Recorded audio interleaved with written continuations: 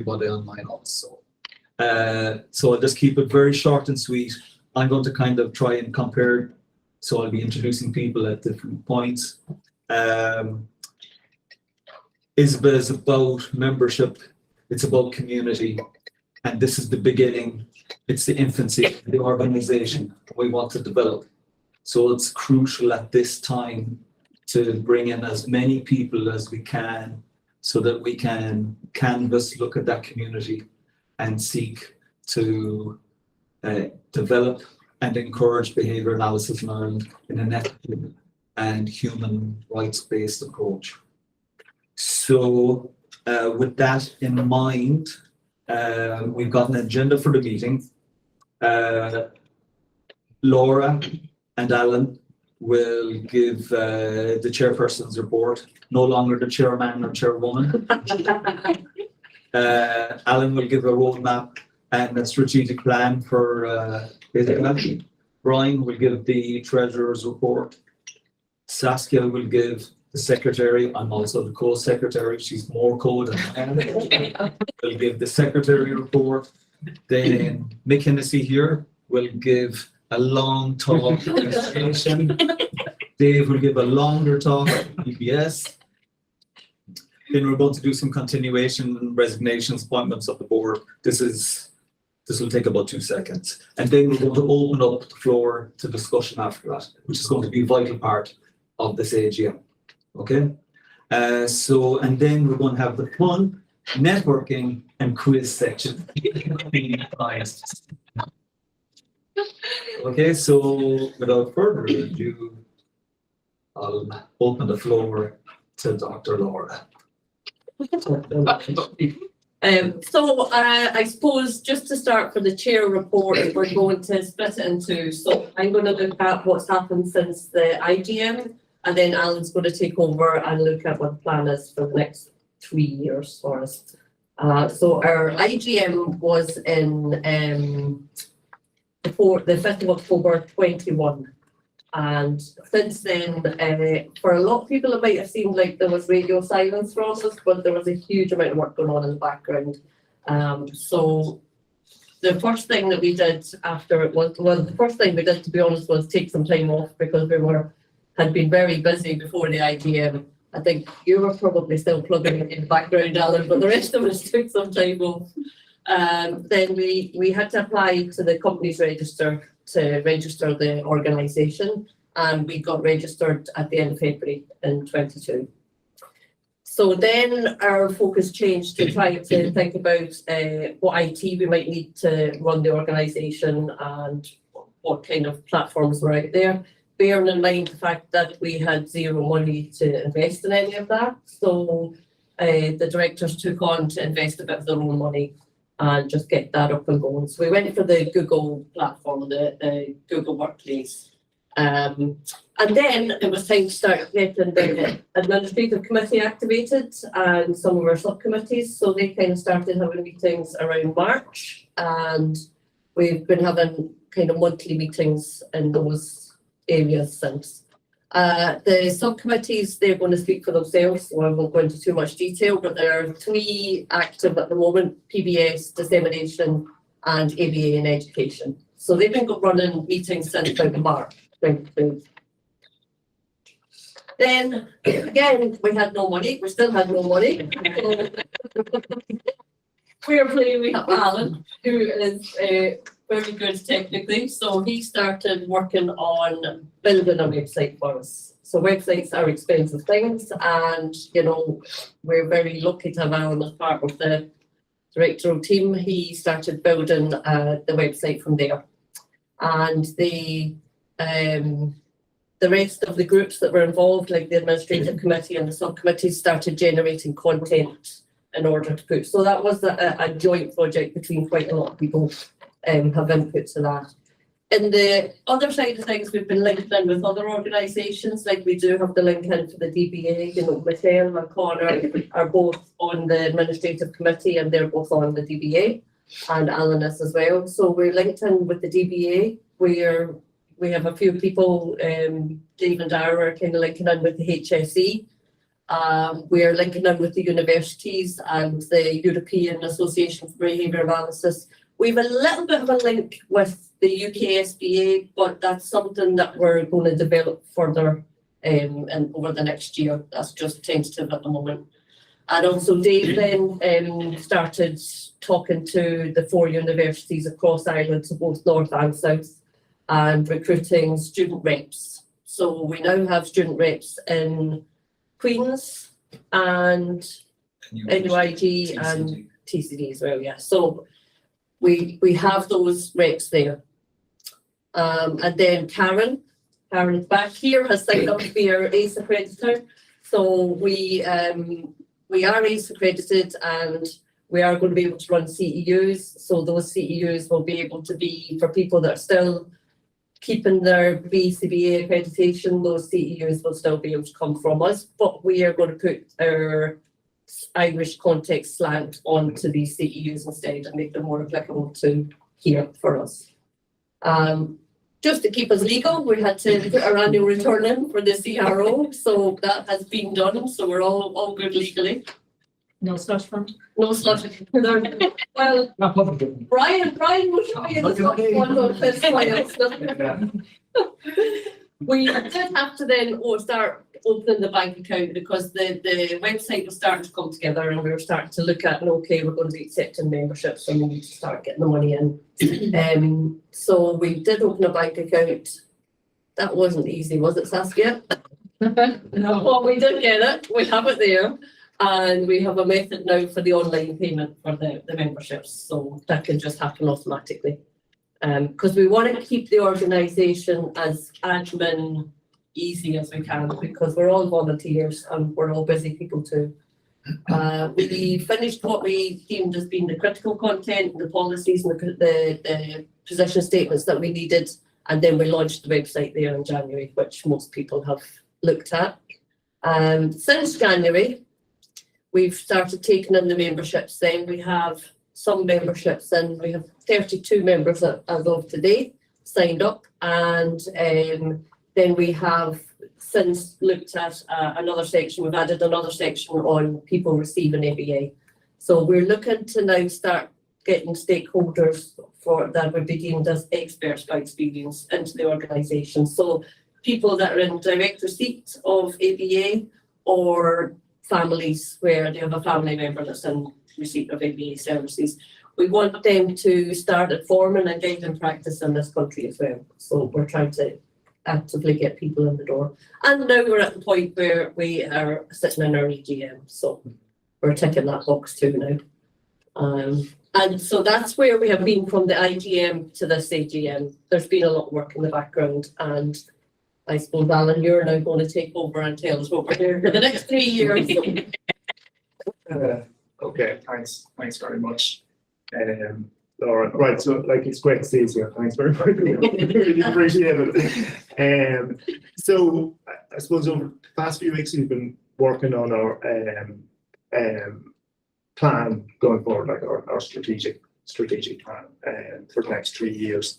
Now this is like developed by the admin committee and being approved, will be approved following this by the board. Okay. Now, I suppose like in developing the plan, I just want to bring us back a little bit, okay, to think about how the organisation is structured, okay, because like we do want to continue to emphasise the democratic membership organisation, okay. So that is based on a constitution. So like we have an agreement that we set up at the beginning, okay, and then our objectives, that's our ongoing objectives, will be informed by that. So now an AG, there's no motions. Ironically, there's no bloody motions as a sentence, but anyway. and at the AGM, it's an opportunity to amend the constitution. Okay, so in that way, as we move forward, the organisation should be responsive to its membership and should develop as the needs. This thing is not set in stone. It should develop as our community changes over time.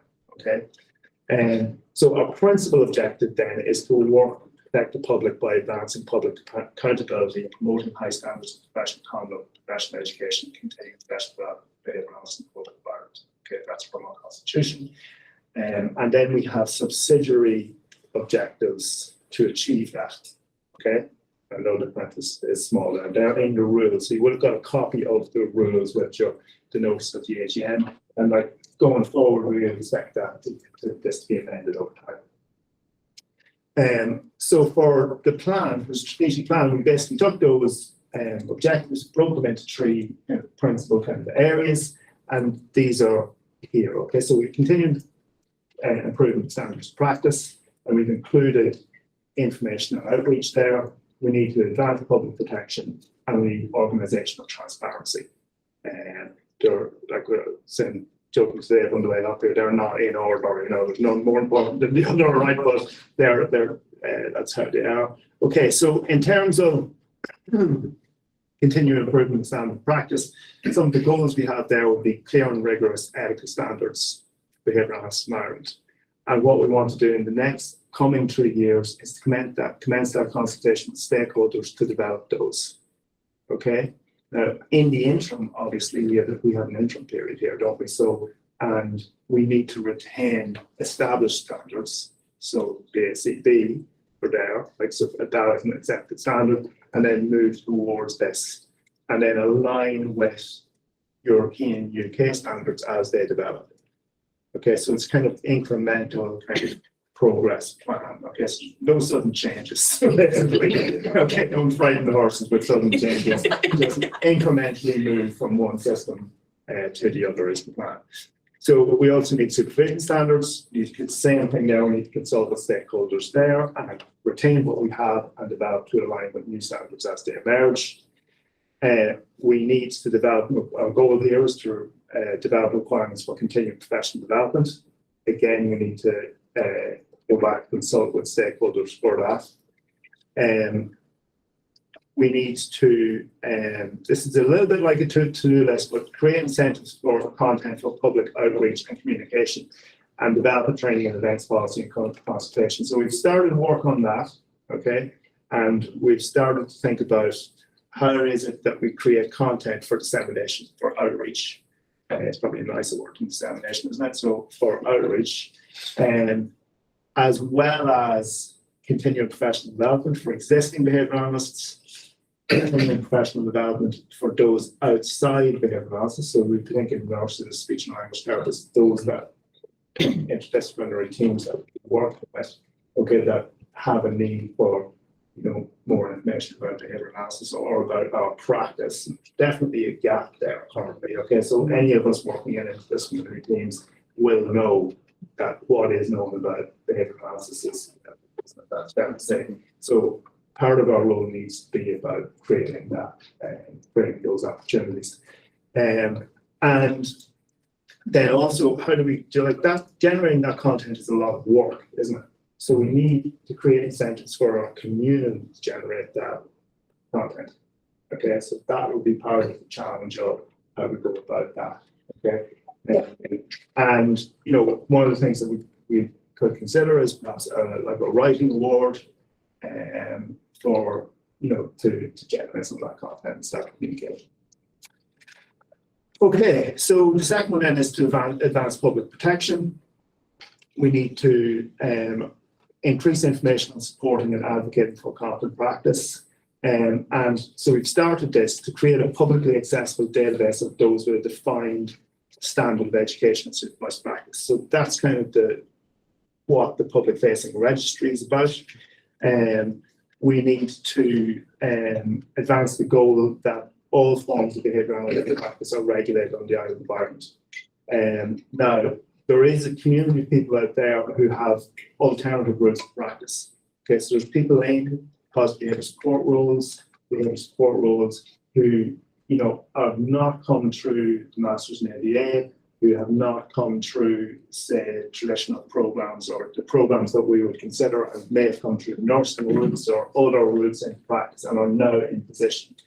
And Laura and I set up a meeting with Forsa to start to formulate a plan with the unions at an early stage about how to progress that in a way that is going to respect people's rights for those people that are in those roles and yet move towards regulated practice.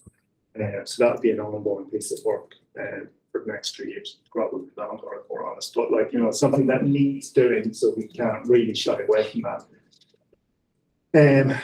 We also need accountability through statutory agencies. Okay, we're fortunate in a way in Ireland is that we have put room. So there is a definition of, through the Health and Social Care Professions Act, of those people who need regulated. Unfortunately, we're not on that list.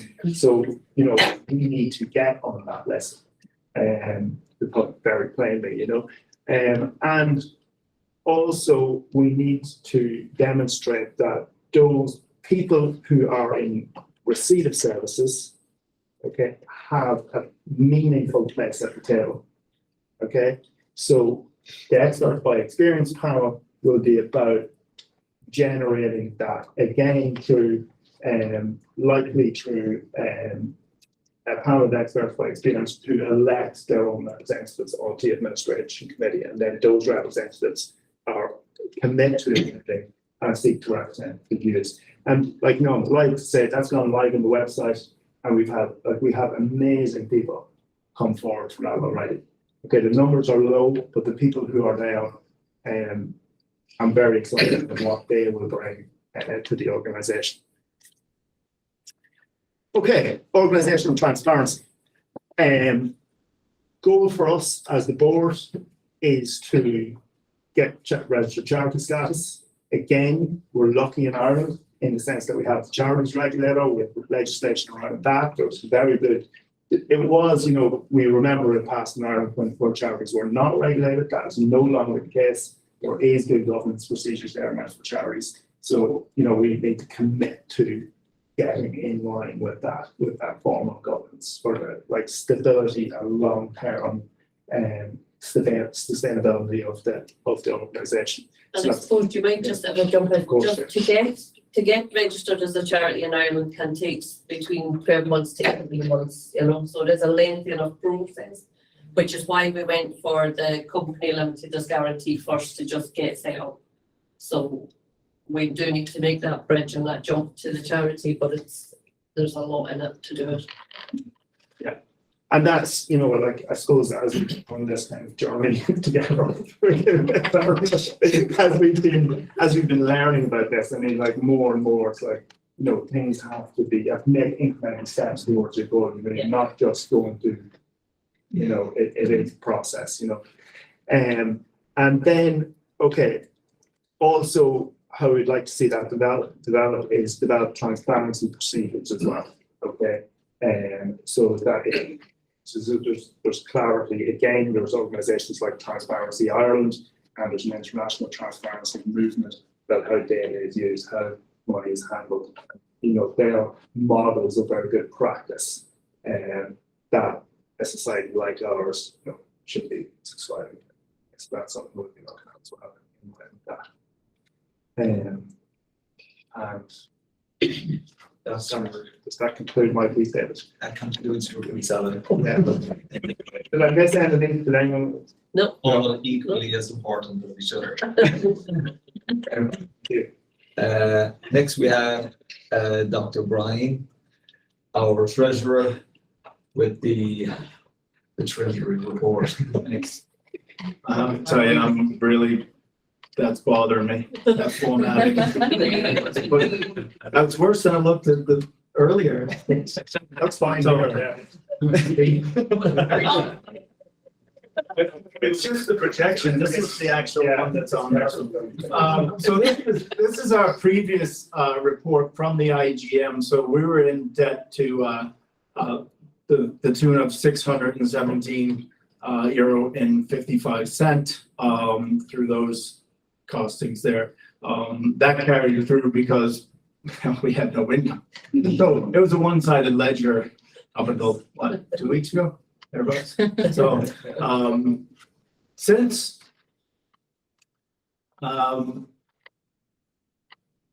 let's see, so we have even prior to this the IGM, we had contributions from members and loans from members. So that's how we paid the €617 and 55 cent. So currently, this is our outgoing, so what we're spending money on, and our probably the biggest expense is the Google Workspace. I set that up and made a couple of mistakes in the first couple of months, like putting, I don't know, 25 members that we didn't have yet on it, and you pay a fortune. So I think the first month's bill was something like €150. We cut that down. It's regularly about 70, it's 79 for the past 6 or 8 months. I think the change is VAT rate. I think that changes it, but obviously Google will change their service charges. That is, I think it's worked out very well for us as a platform. What we have to consider is how many accounts we need to keep on a regular basis. Right now, we have 6 admin and the 5 board of directors.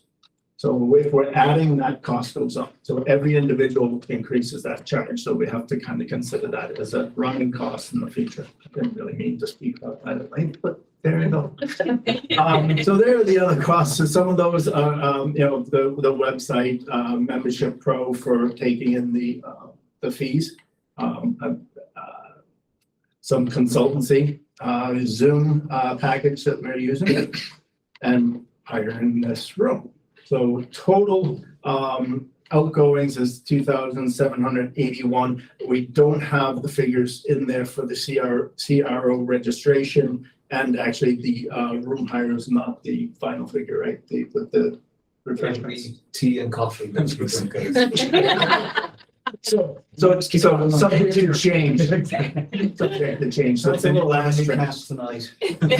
There's no bar bill going on. That's right. So the slush fund, not there. Yeah. Current revenue as, well, I put the figures together, we're at, I think, 30 members. 32 now, so slightly higher than 3,180. I don't know why I decided to put down future sources of revenue. I wanted to inspire people. So the CEUs is actually a source of income. So if we do, get together some CEUs and we can charge for attendance, that will be a source of income. And I just like stuff. I like behavior beast stickers, pens, those kind of things. We want to spread the word as well as get every euro we can out of, bring it out of you. So if we could put out good quality t-shirts, right? With our good nice logo on it that Alan designed.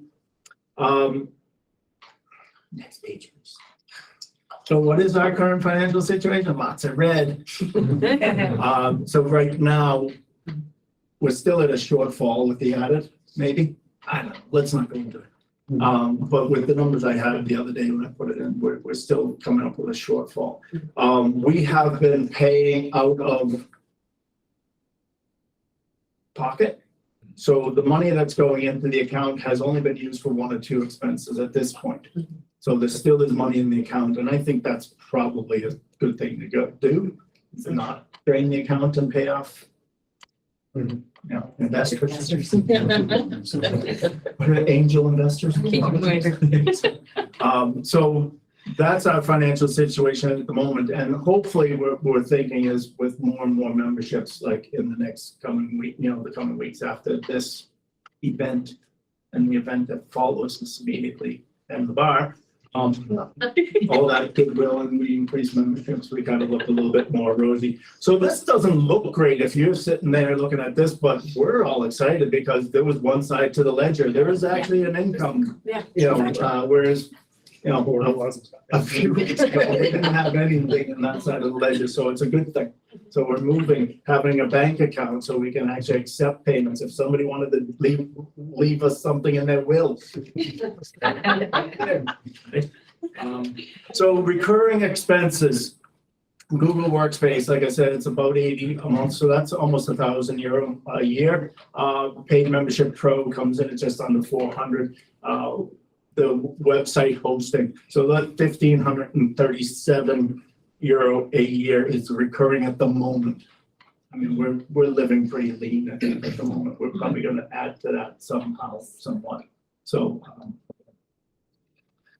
There'll be That's been- accountancy fees as well, plus as well. Sorry? There'll be accountants fees as well. Yes, But I'll yeah. add on to that too, yeah. I get that, all right, so that's us in a nutshell. And now over to the main co-secretary. So democratic. Yeah, listen, first of all, thanks to the people who have signed up as members so far, and especially thanks to people who are reaching out and asking questions and who are sitting on the fence, but hopefully not after this AGM. We're going to try our best and answer any specific questions at the end of the meeting, but we hope that we provide a little bit of clarity around our slightly imperfect system for now in terms of the membership tiers, and why we're choosing to do it this way. There is a problem, a small technical problem. So when people are applying, are putting in their membership now, none of the documents are uploading. So we're just asking anyone to email that to admin@isba.ie for anyone who's going to sign up after the AGM as well. And we can store them in a folder until we get that small bit sorted. On the structural side, we have 6 tiers, and there is some confusion about where people fit in, why we're doing this for now, especially around the supervision part of it. But as Alan already said, at the minute we're just maintaining the BCBA standards as the most straightforward way to proceed, because we're only a small group of volunteers. There's so much happening in Northern Ireland, in the UK, across Europe, and we're hoping that if we can just maintain the system, it will be a much more seamless transition into either an Irish specific or a European specific system. Yeah, we're basically just asking people to bear with us while we start creating the system, and we hope that we can cater at some point to everybody who's at the same labor analysis in Ireland. So please, for people online and anyone thinking, please keep coming with the questions. We also really need to flag where people are not fitting in, where there are loopholes, and we need to kind of compile a list of what we need to address as we move forward and engage with other groups, so that we have a robust system for everybody. So right now we have 30, as of this morning, 32 paid members. So the biggest group is the BCBA cohort. We've got some BCBADs, a few students, a few BCABAs. We're hoping that this grows because simply put, we can't move forward without more membership. We can't approach agencies. We can't sit at the table. We won't be invited to sit at the table without more members. We don't have the manpower, we don't have the financial means to keep going, and we don't have anyone to represent. So please, if you're thinking about it, do it. Talk to your co-workers, your teachers, your students, or your fellow students, your employers. And we need everybody to become a member of this imperfect system. Absolutely, because if one of our main goals is core registration, for us to be a representative body, we have to have a body to represent. We have to have a membership, and that includes everybody. So like whoever you are, wherever you are, and this is the beginning. We're probably being a little bit tough on ourselves as well in saying that, okay, the website has probably been up and going for 4 to 5 weeks. We kind of have an idea anecdotally what the population may look like, people in our field, and we kind of know a trajectory. Like things will start off fast, maybe go a little bit slow, but the people that are here, the people that are watching, we all probably know 3 or 4 people that need to get involved because they need to be represented. If they're not represented, then it's just the status. We know ourselves, we're in this game, the status quo will just continue. But if we get that big representation, then it becomes really easy for us to do what we have to do. And we're recommended, we are recommended, this is our job, this is what we do. So that's just to express exactly what Saskia says, this is what we need everybody to become involved. And I think as well, people might be looking at the membership and saying, well, it's a lot of money to pay out at the moment, and what am I getting for that, basically? And at the moment, we don't have the promises of we are going to absolutely be able to guarantee core registration or anything like that. But I suppose what we're asking people to do is, we've never had a community in Ireland. We're quite separate in how we work, and we're asking people to invest in that community now and come together and try and push ourselves to the place where we can get on the table. So apart from your money, we also want time. So we're just going to introduce some of the subcommittees now and the groups that form Isba, and I hope to encourage anybody who is thinking or think they would like to contribute in some way to participate. You're all very, very welcome. So the administrative committee, just to reiterate what Laura said there, we're 10 people were voted in during the IGM, 2 more have joined since. We're just governed by the terms of reference and policy documents, the same as every group. We met 7 times in 2022, but we're fairly prolific now at the start of 2023, mostly to get the website up, to get the membership tiers going. And it's really great to have people from different backgrounds and different ideas, because there is just a lot of very unsexy reading and rereading and editing and considering. But it makes all the difference, and long may the group last. We have Dave and Mick now to talk about the other respective people. Yeah, so we've got Dave and Mick. Dave is PBS and Mick is education, and it's a coin toss. I'm excited, so I'll go first. We set up really, I suppose, the March recycler run last year. Yeah. And it was May when we agreed reluctantly who would take up different roles as different functions within the subcommittee. So we met 8 times in 2022 and once, I believe, so far in 23. So there's 21 people who have expressed an interest in being on those subcommittee meetings and received the invites. We're averaging around 9 people per meeting, which I think is pretty good. We were initially meeting in the evenings, but I'm one person with small kids, so I couldn't commit to evening meetings. So we meet at 12:30 on a Tuesday in the kind of lunch period during work, trying to get people involved. But it's still a major challenge, especially for us if you're working in social care settings at the moment. The pace of life is pretty quick and it's pretty hectic. So to get 9 people to come on average, I think is pretty good. There's a lot going on. And in terms of what we're looking at in 2022, the main thing was to develop the position statement on PBS, which has required a fair bit of work. And again, it's people finding time in their spare time to contribute to. So it's really appreciated for everyone who's contributed. There's a few of us here in the room and more online probably. So we got that across the line at the last meeting in February anyway. And I think that's a really strong start point, and it's something that's going to evolve over time, and something we might get feedback on from people if they read it. Members of the public might read it, comment on it, and we'll, I think, look at it ourselves and decide to make changes in it over time as well. As well as that, then we're looking at, there's a few of us, like myself and Dara, are sitting on this cross-sectoral group on behaviour support provision, which was set up through, started off as a FedVol, National Federation of Voluntary Service Providers, HR group looking at behaviour therapy costs and where people are on the right pay scales, and to try to get a bit of shape on that. And that kind of moved into HC domain, and now it's with the National Clinical Programme for People with Disabilities, which Mac McLaughlin chairs, looking at trying to put a structure on behaviour therapy in Ireland, which I guess is what we're all trying to do as well. But they're looking at it from a HR perspective mainly. But there's potentially really good work there where they're looking to bring in additional roles to support the work of behaviour therapists, like an assistant behaviour therapist or a behaviour support worker, which could be really positive.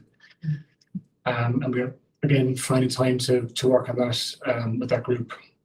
And then one of the last things I guess we were looking at was promoting Isba. So I did a presentation at the PSI annual conference in November on PBS in Ireland. And it's just the look on people's faces in the room who said there's no regulation for behaviour therapists in Ireland, and everyone else in the room is looking at me like, are you serious? Like, is this the situation? Like, there's the lack of knowledge about the position that we're in as a community is quite stark, I think, you know.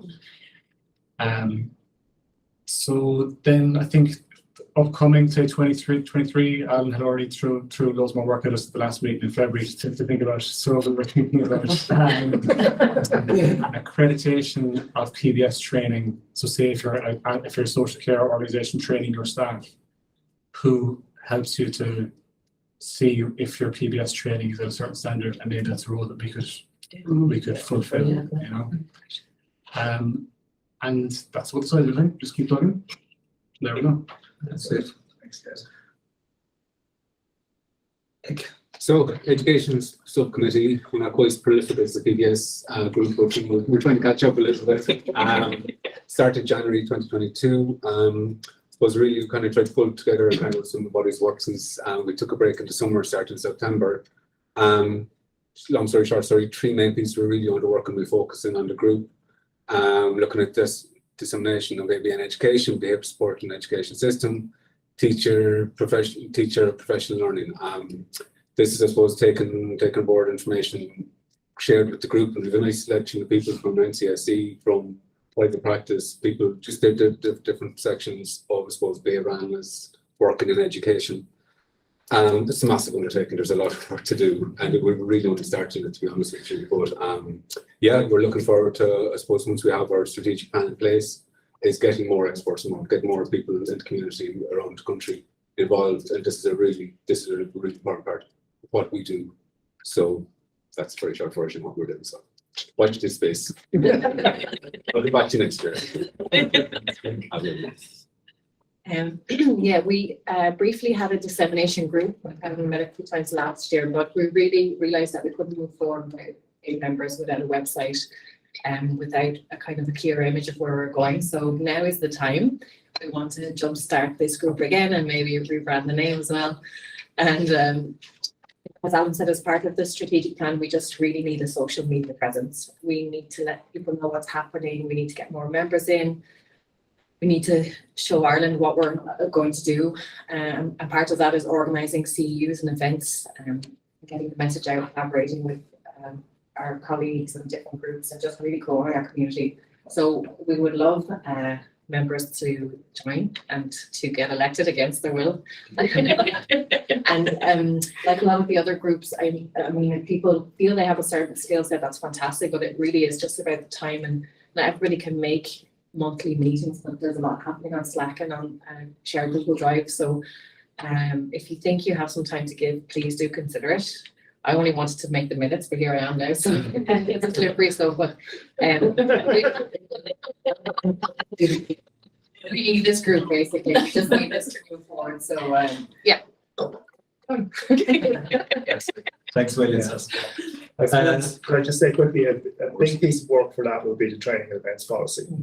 So that's it needs doing, and we made some start on that. We have a skeleton outline of what that could look like. But that needs to progress. So next on the agenda, we have the obvious. It's going to be a continuation of the board as it is until the next AGM.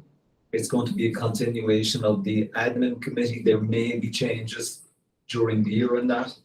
And as Saskia said, the more people, the better. You know, just you don't have to be there all the time. You just have to be there some of the time. That's it. It's it's that small is better. You know, the incremental thing. So that's 7 and 8 done. We're on to the final 9, and that's any other business, excuse me, or we'll open the floor for questions. We've got some stuff on the submitted ideas for the agenda. So the students, some clear guidance on paperwork for recording clinical hours, core upgrades, organising folks for medium term and membership level. So we kind of addressed some of that. Just in terms of students, like a really important one for us, simply because you've got cohorts of students emerging with their masters. They want to know what's happening, how can we represent them, whether they collect their hours in line with the BACB, how do they get their supervision, who's going to supervise them. What we're thinking of doing is, and this was a suggestion by Mick and Eva McTiernan, was that, say for instance, we just talked about the universities in the south, so YG and TCD, we would do a live chat in class with those students and answer questions there. One of the other ways you can get the answers is, join Isba. The rate for the student is excellent, right? We can answer all the questions, and we do have clinical hours supervision form there that you can use, because we're still going to follow the path, the BACB pathway. It's the easiest thing to do.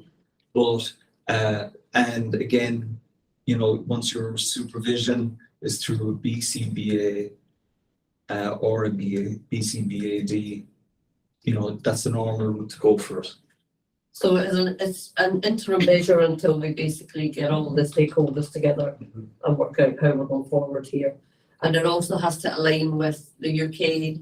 We also still have to be employable in Europe, and also to be able to, our students have to be able to transfer to the US as well. So that piece of work is kind of, it's been done in a few different places as well. So it's not just coming from Isba, it's, you know, we've just aligned with where everything goes.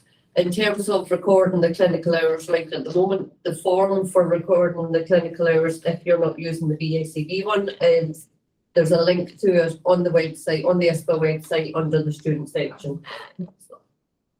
Yeah. Core rule updates, like We covered that, didn't we? yeah, Yeah. the updates are done. You know, we once the body has come together, we address I the think organisation focus. Like, to the context, as far as I understand it, if I remember rightly, I think it was around 2013, 2014, the UK SBA set up in the UK. And that's what, a few months ago, they got Yeah. over the line. So it was about 9 years in the making. And I don't think they're the same, some of the same political background as for ABA in Ireland and the UK. There's been issues with, obviously, the ABA schools pilots and all that over the years. So ABA's got a different kind of ideas attached in Ireland and the UK. Maybe it was a bit more straightforward in the UK, and still took 9 years. Yeah. So I think we should be thinking about like a 10-year plan in terms of Corey, probably, rather than thinking it's going to happen next year. Like, it's not going to happen overnight at all, anyways. But they didn't have the same impetus or something like. You know, with the BACV pulling out, Yeah. that wasn't the case 9 years ago. That wasn't obviously coming down the road. So that changed things. I would say the fire was lit up in a way to accelerate their own plan, I'm guessing. I think the core process from start of application can take somewhere between 18 months and 3 years. Okay. I think that's what it is, but like, we're not even ready to start the application until we can prove that we've a community. And it's still the case, and you've got the legislation in your back of your mind all the time, that the Minister of Health of the day has to accept this new profession to Yeah. be considered. That's or right. understand. Now, as I understand it, some know more about this, let me know, please tell us, okay. But as I understand it, there's obviously, there's a board of Corey. Okay, that board makes the recommendation to The Minister. the Minister of Health, and then the Minister of Health makes a decision about setting up what's called a registration board. Now, so for example, for psychology, they have a registration board set up, but they haven't processed right the way through.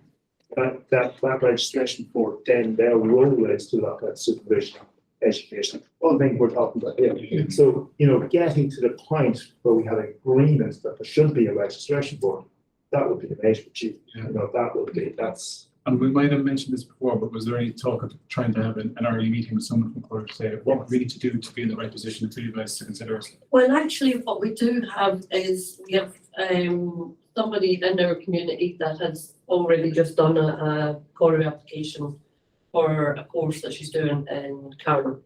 Okay. So she has been doing the core process for the last, I don't know, 6-9 months, something. I think she's been at it. So she's going to help us kind of get in and get started with the process as well.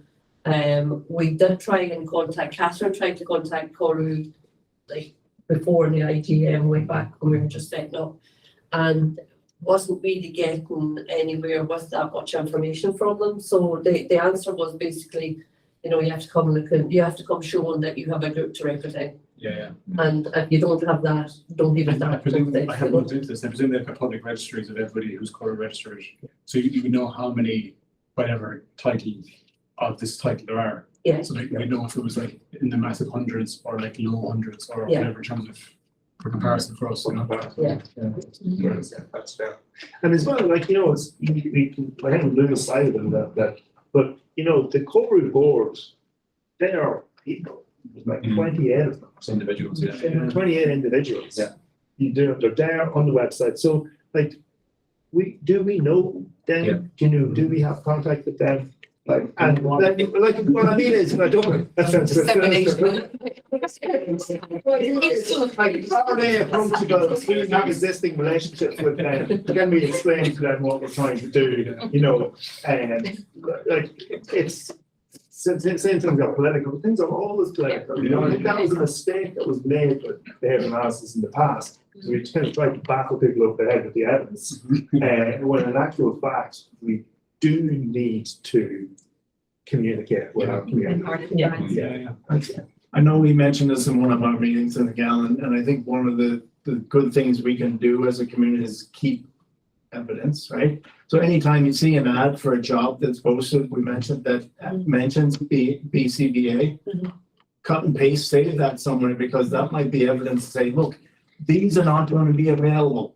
Yeah. You advertise HSE in particular, you know, so any government agency that uses that as a criteria or in an advertising, throw it right back and say, this is not available anymore. We need something to replace it. And You're looking not for- just BCBA, but like the masters and ABA, anything reference to that type of, And we're also on the statute book. We're on the statute book in Ireland, positive behaviour support is Right. legislated form. Now, it's legislated form, but there are no standards for the qualifications being applied now. That is a glaring problem. Yeah. And, you know, we're offering a solution, so we just need to, like, that needs to be communicated clearly to people who are able to make those decisions. Yeah. Any other questions? Hmm? Any questions from people online? No. No? Do you have any questions from anybody online? I think I'm looking into the camera. I'm looking at you. Great. It's quiz time. I think, will we break for a coffee? Or will you just go straight into? Well, if you're gonna participate in the quiz in the room here, you're gonna need a device, because it is a Google form. Okay. And then you're gonna send out the Yeah, I'll send out the send out the link to the Google. Send out the link. Quick kind of break, toilet break kind of thing. No, do the meeting. Okay, we'll conclude the meeting and stop the recording, so we don't. And just say, fair play to everyone who's Yeah. it's pointing to Yes, it.